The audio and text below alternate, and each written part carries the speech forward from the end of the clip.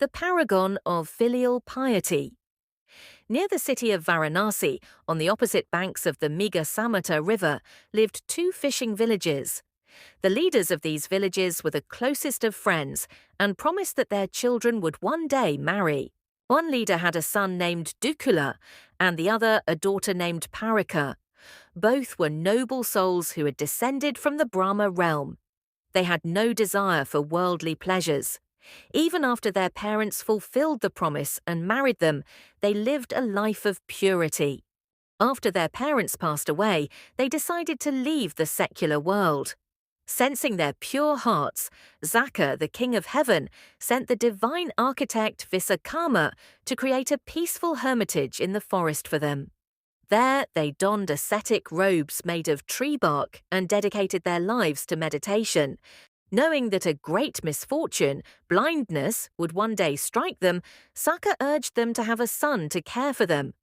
Though they initially refused due to their vows, Saka suggested a divine method.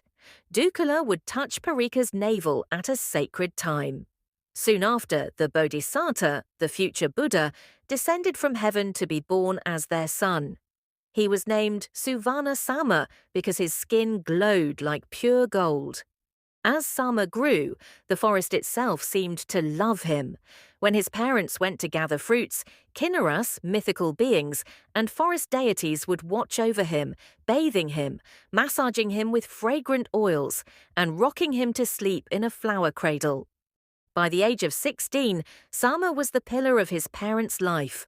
One stormy day, while Dukula and Parika were out, they took shelter under a tree atop an ant hill.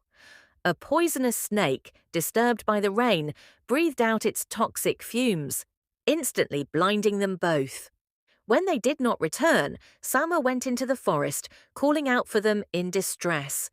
Upon finding his blinded parents, Sama wept and laughed at the same time. He wept because his young parents had lost their sight, but he laughed with joy because he now had the opportunity to serve them fully and repay his debt of gratitude. To be continued in part 2.